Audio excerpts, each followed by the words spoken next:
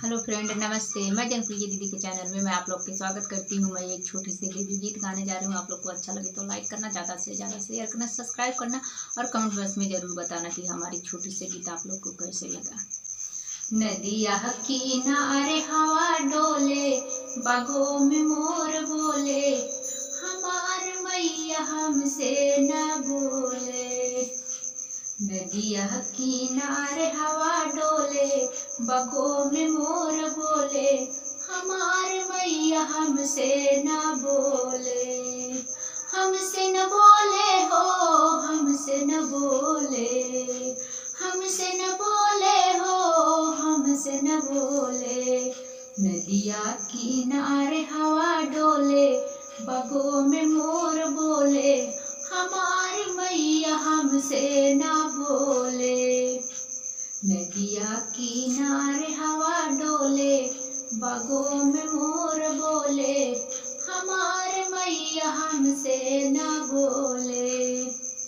नदिया किनारे हवा डोले, बागों में मोर बोले, हमारे मैया हमसे न बोले।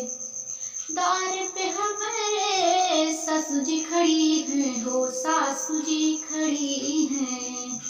द्वार पे हमारे हो, सासू जी खड़ी है हो, सासू जी खड़ी है। उन्हों से बार बार बोले, हजार बार बोले, हमार मैया हमसे न बोले। उन्हों से बार बार बोले, हजार बार बोले, हमार मैया हमसे न बोले। नदिया किनारे हवा डोले, बागों में मोर बोले, हमार मैया हमसे न बोले। नदिया किनारे हवा डोले, बागों में मोर बोले, हमार मैया हमसे न बोले। हमसे न बोले हो, हमसे न बोले। नदिया किनारे हवा डोले, बागों में मोर बोले, हमार मैया हमसे न बोले।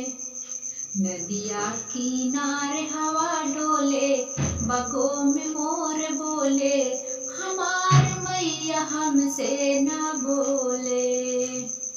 द्वार पे हमारे जेठान जी खड़ी है, जेठान जी खड़ी है। द्वार पे हमारे जेठान जी खड़ी है, जेठान जी खड़ी है। उन्हों से बार बार बोले, हजार बार बोले, हमार मैया हमसे न बोले। उन्हों से बार बार बोले, हजार बार बोले, हमार मैया हमसे न बोले। नदिया किनारे हवा डोले, बागों में मोर बोले, हमार मैया हमसे न बोले। नदिया किनारे हवा डोले, बागों में मोर बोले, हमार मैया हमसे न बोले। हमसे न बोले हो, हमसे न बोले, हमसे न बोले हो, हमसे न बोले।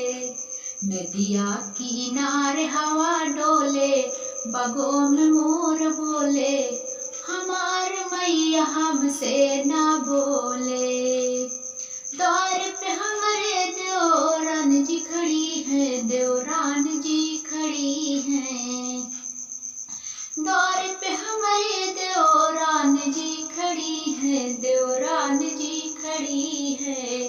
उन्हों से बार बार बोले, हजार बार बोले, हमार मैया हमसे न बोले। उन्हों से बार बार बोले, हजार बार बोले, हमार मैया हमसे न बोले। नदिया किनारे हवा डोले, बागों में मोर बोले, हमार मैया हमसे न बोले। नदिया किनारे हवा डोले, बगों में मोर बोले, हमार मैया हमसे न बोले। तो फ्रेंड में कमेंट बॉक्स में बताना कि हमारा गीत आप लोग को कैसे लगा।